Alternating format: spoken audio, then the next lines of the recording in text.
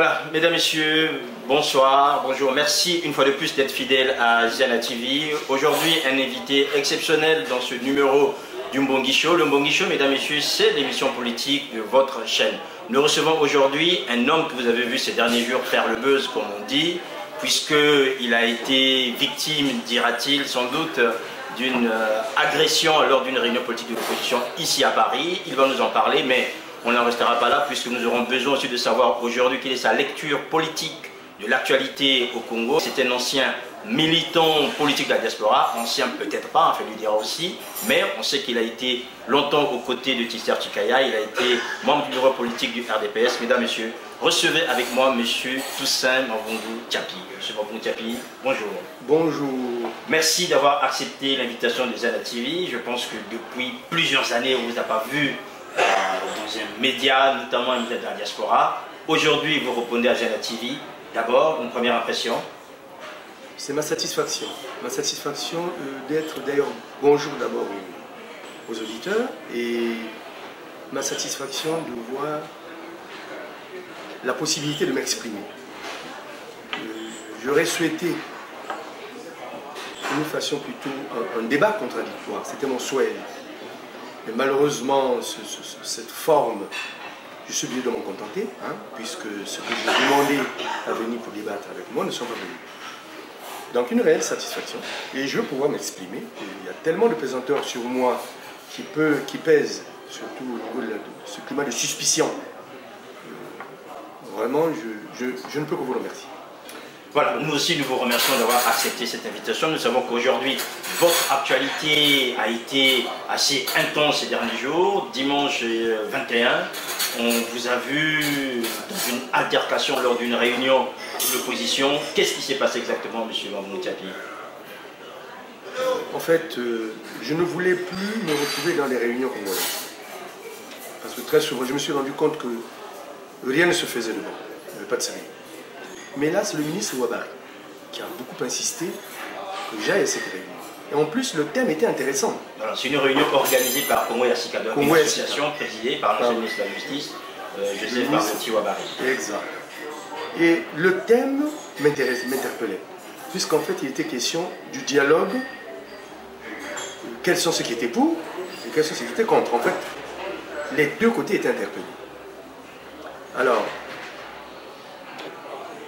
on me donne la parole pour intervenir sur le sujet.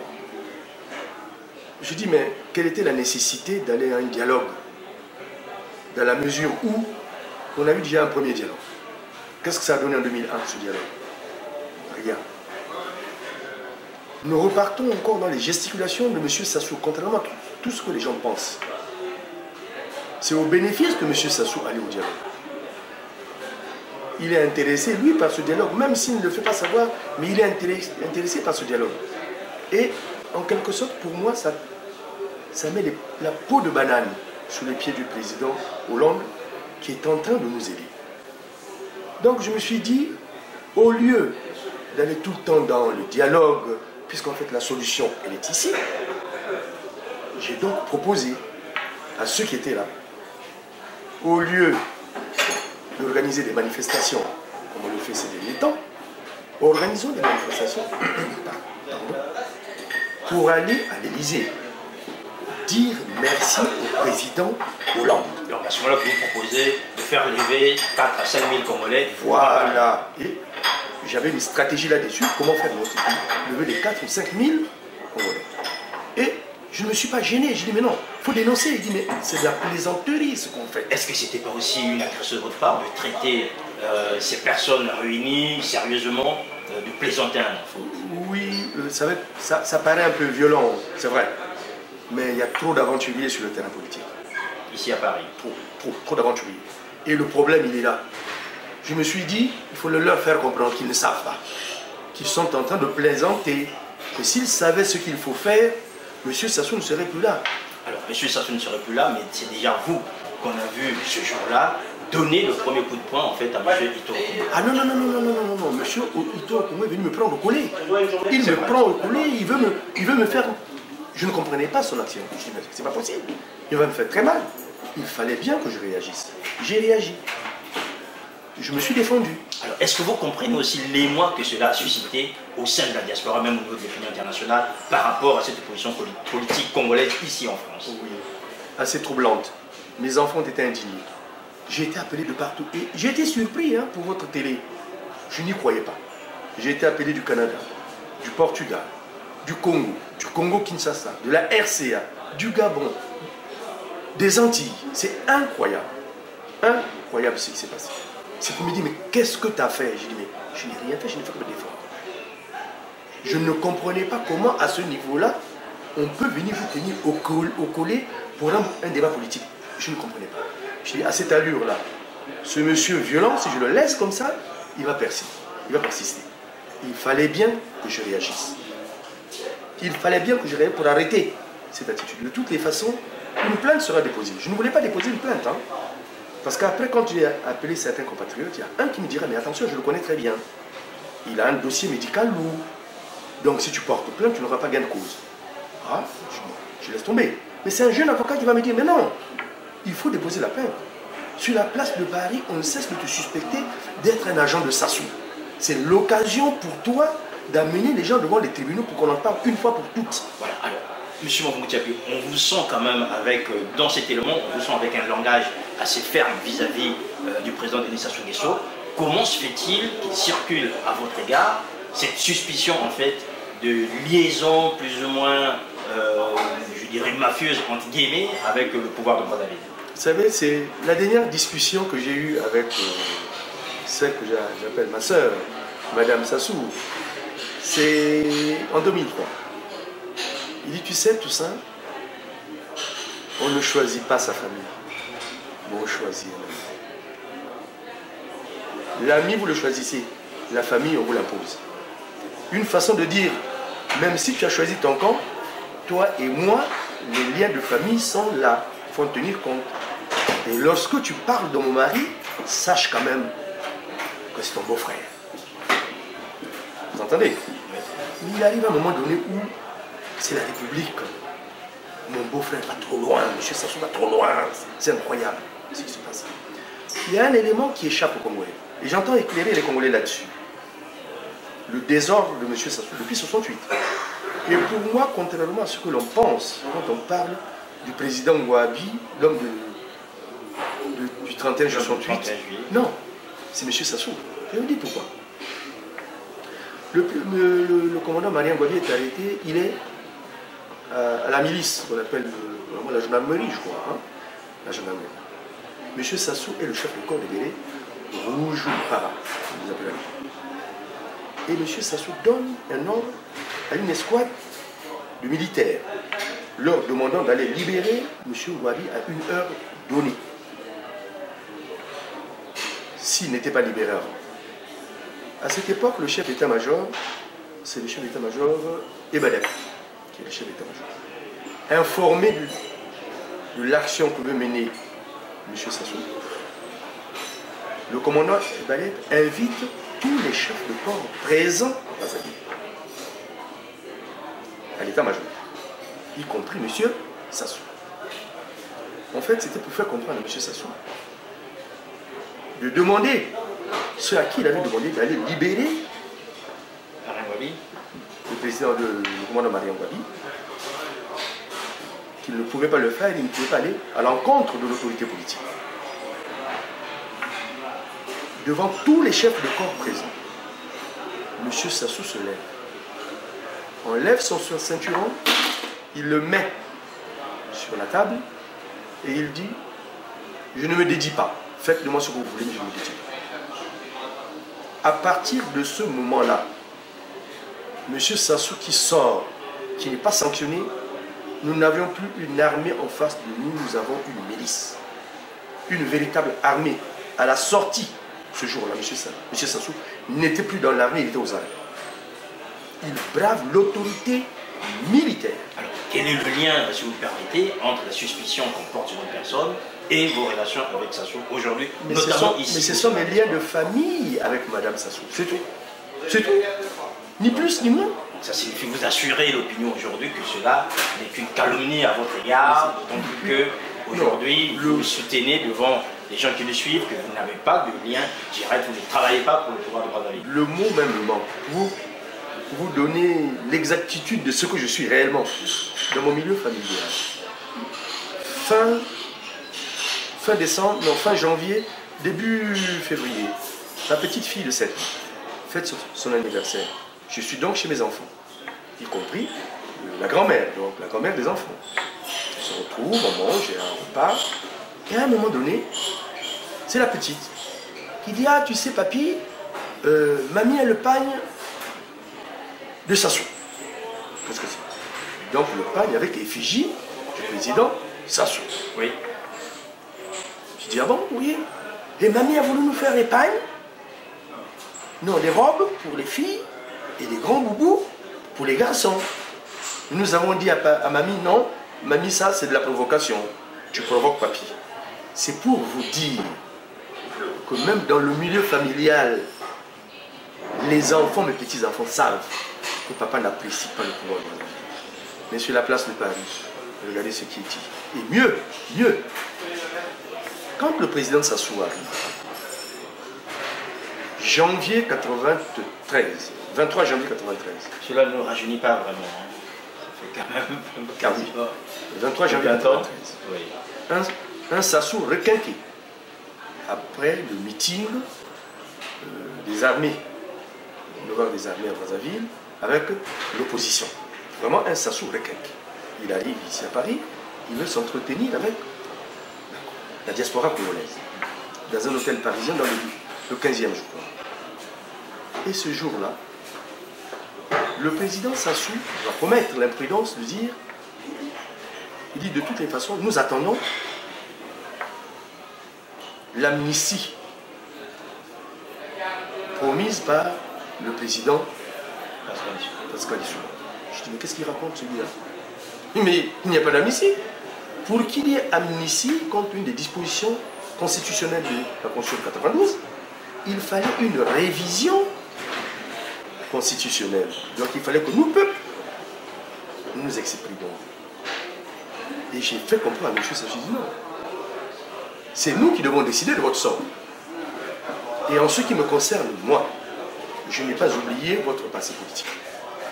Pendant que vous mangez au champagne ici, à Paris, les nôtres qui sont droit les canons, et vous avez une responsabilité, une lourde responsabilité sur ce que vivent nos compatriotes. J'attends de vous que vous vous dédouanez des actes que vous avez posés, mais je serai avec vous. Si vous vous dédouanez vis-à-vis de ce peuple, je serai avec vous. Mais je ne suis pas convaincu que vous ayez changé. Voilà, ce changement, on ne dira peut-être pas s'il est évident aujourd'hui, c'est vous qui le savez. Cependant, pour clore en fait ce débat plus ou moins politico-parisien, est-ce qu'aujourd'hui, vous regrettez ce qui s'est passé notamment lors de cette réunion et que vous pensez aussi présenter vos excuses au public, aux gens qui ont été affectés en fait par cet acte? Oui, à cela je leur présente toutes mes excuses, vraiment de tout cœur. Les mots me manquent pour réellement bien m'exprimer là-dessus. La douleur qui est la mienne sur ce spectacle que je finis par faire vivre à mes compatriotes, particulièrement la violence de l'autre. C'est incroyable dans un milieu politique, surtout à ce niveau-là.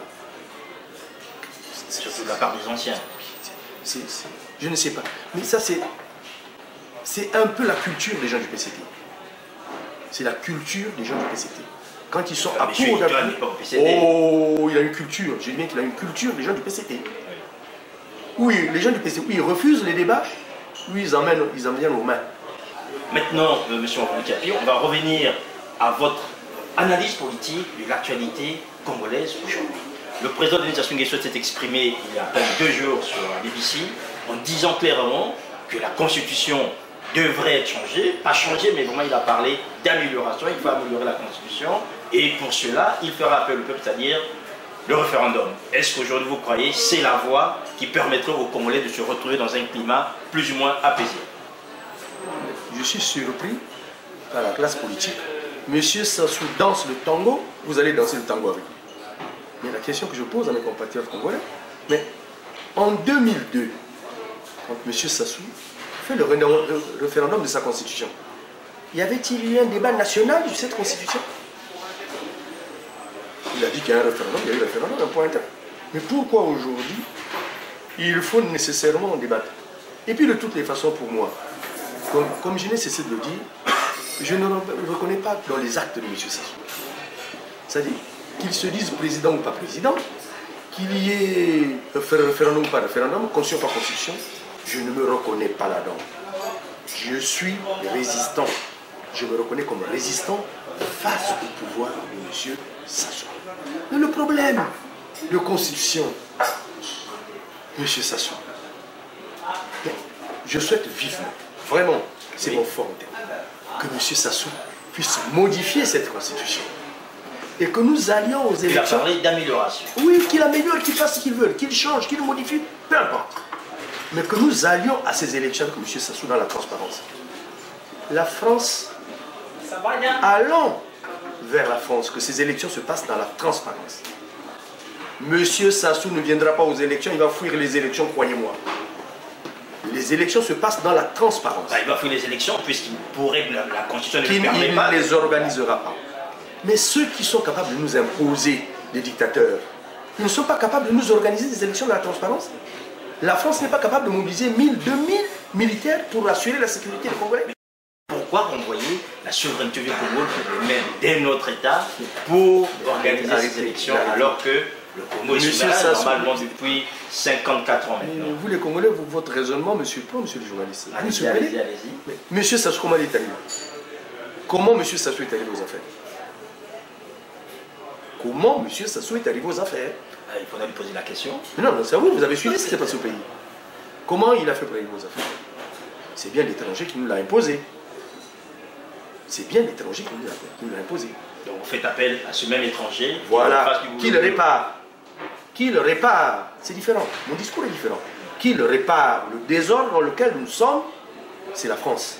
Et aujourd'hui, le président Hollande veut réparer. Voilà la lecture qui est la mienne.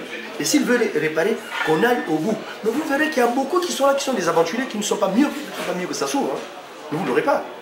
Ne vous l'aurez pas. Il y en a qui sont encore pires, qui sont avec nous, qui jouent les opposants, qui se disent, oui, les élections de la transparence, mais ils n'iront pas. Je vais vous donner l'exemple de M. Nzon, qui dit être le chef de l'opposition. Mathias Nzon. Oui. Nous avons eu les élections en 92.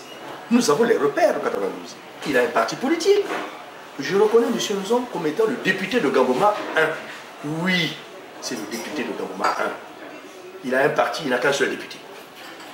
C'est lui-même. Le seul. Il a un parti politique. Il n'a même pas un conseiller à Brazzaville, ni ailleurs. Brutalement, celui-là devient le chef de gouvernement. À quel titre? À quel titre? Et l'aventure dans laquelle veut nous amener M. Nzon. J'insiste sur lui parce qu'il a publié, c'est bien de sa part, il a publié son projet.